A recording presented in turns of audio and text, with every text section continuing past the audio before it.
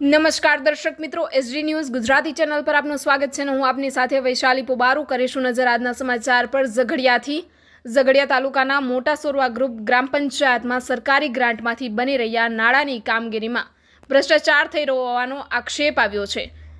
ભરૂચ જિલ્લાના ઝઘડિયા તાલુકાના મોટા સોરવા ગ્રુપ ગ્રામ પંચાયતમાં આવતા હિંગોરિયા તેમજ રૂપણિયાથી નાની આંબાખાડી જવાના માર્ગ પર વિવેકાધીન યોજનાની સરકારી ગ્રાન્ટમાંથી માર્ગ નાળાની નવીન કામગીરી હાથ ધરવામાં આવી રહી છે, જેમાં મોટા ભાગે ભ્રષ્ટાચાર આચરવાની વાતો સામે આવી છે અને નાળાની કામગીરીમાં હલકી ગુણવત્તાવાળો મટીરીયલનો સામાન વાપરી ખિસ્સા ભરવામાં આવી રહ્યા હોય એવું લોકમુખે ચર્ચાઈ રહ્યું છે.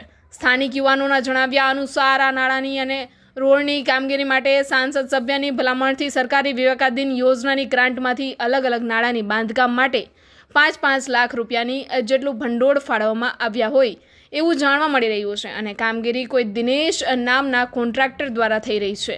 જે નાળાની કામગીરીમાં મટીરીયલ વપરાઈ રહ્યું છે તેમાં સિમેન્ટના ભૂંગળાની રીંગો જ નથી નાખવામાં આવી અને કાળા પથ્થર જેવા મટીરીયલનો પણ ઉપયોગ થઈ રહ્યો છે, જે ખરેખર એસ્ટિમેટ અને વર્ક ઓર્ડરના નિયમો વિરુદ્ધ અને બિલકુલ હલકી ગુણવત્તાવાળા મટીરીયલથી કામગીરી થઈ રહી છે.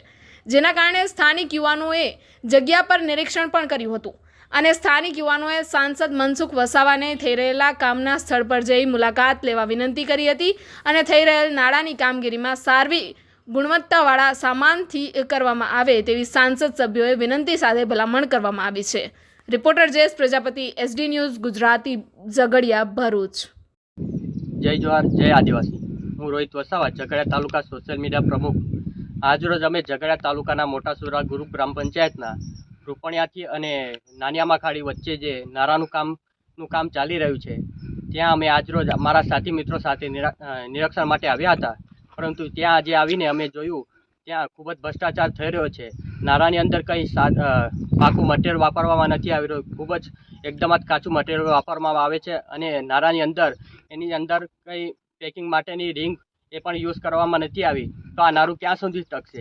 અમને લાગી રહ્યું છે આ જોઈને કે 1 વર્ષ પણ ટકે ના એવી હાલતમાં છે. તો અમારે શું આ રસ્તાનું જે આ નાળાનું કામ છે એવું લાગે છે કે 1 વર્ષ પણ ટકે ના. શું અમારે આ ચોમાસામાં એક ધોવાઈ જાય એવી રીતના પરિસ્થિતિમાં આ લોકો કામ કરી રહ્યા છે.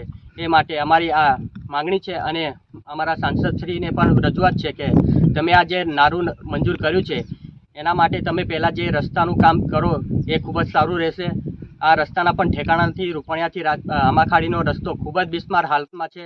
તો પહેલાં તમે રસ્તાનું કામ ચાલુ કરો, પછી આ નાળાનું કામ ચાલુ કરો, એ અમારી માગણી છે. અને અમારા સાંસદ શ્રી મનસુખભાઈને અમારી નમ્ર વિનંતી છે કે જે અમારા ગામની અંદર જે નાળા અને રોડ રસ્તાનું કામ ચાલુ રહ્યું છે એમાં ખૂબ જ ભ્રષ્ટાચાર થઈ રહ્યો છે. તો આમાં તમે થોડું ધ્યાન આપો એવી અમારી માગણી છે. જય જવાહર, જય આદિવાસી.